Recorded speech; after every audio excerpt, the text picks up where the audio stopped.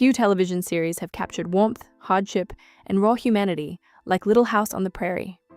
From 1974 to 1983, audiences were invited into Walnut Grove, a small town that felt less like a fictional setting and more like a home. Michael Landon starred as Charles Ingalls, embodying steadfast fatherhood, while a young Melissa Gilbert brought Laura Ingalls Wilder's frontier stories to life. Week after week, viewers followed the family's triumphs, struggles, and everyday moments, creating a bond that made the characters feel like relatives. The show's gentle charm, combined with its depiction of pioneer resilience, turned ordinary prairie life into extraordinary television, leaving a lasting impression on a generation of viewers. Yet, behind the bucolic facades, both on and off screen, the story of Walnut Grove was far from simple. A finale like no other. When the series ended, it didn't quietly fade into the prairie sunset. The 1984 TV movie The Last Farewell gave Walnut Grove an unforgettable and explosive send-off. Facing a greedy land baron determined to seize their town, the residents chose an unthinkable solution. They blew up Walnut Grove with real dynamite. The schoolhouse, the mercantile, and the church were reduced to rubble before millions of stunned viewers. Remarkably, those explosions weren't special effects. Landon, who held tight creative control over the series, ordered the actual set demolished.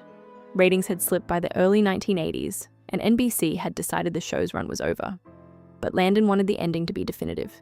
If the story was ending, it would end completely, and on his terms. That final blast became television legend, both shocking and mesmerizing audiences. Isagi Gikwaransak creative tensions behind the scenes. Walnut Grove wasn't always peaceful behind the cameras. Landon didn't just star in the show, he wrote, directed, and produced much of it, a level of control that inevitably created friction.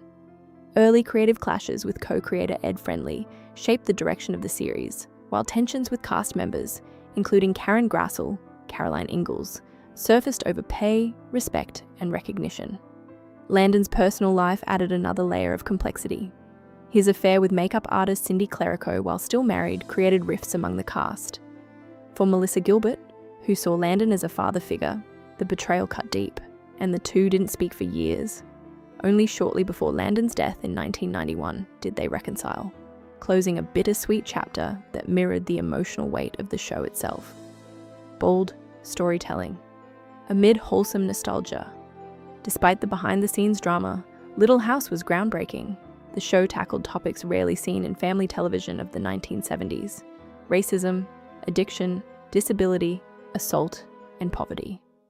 Episodes like Sylvia shocked audiences with their unflinching realism, while others confronted prejudice and injustice head-on.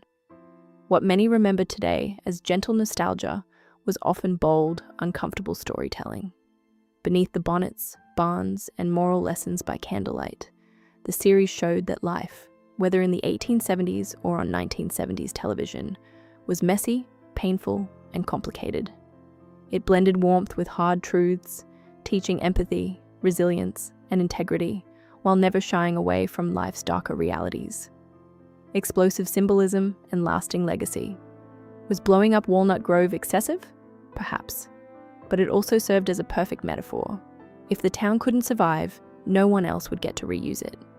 Over time, myths arose that the episode was banned or pulled from syndication, though it aired and reran normally, with networks simply favoring lighter episodes for daytime broadcasts. More than 40 years later, that explosive finale remains part of pop culture folklore. Beyond the drama, the creative risks, and even the controversies, the show's enduring power lies in its willingness to confront life honestly, while celebrating love, family, and community. Little House on the Prairie wasn't just entertainment, it was storytelling that left a mark still felt today.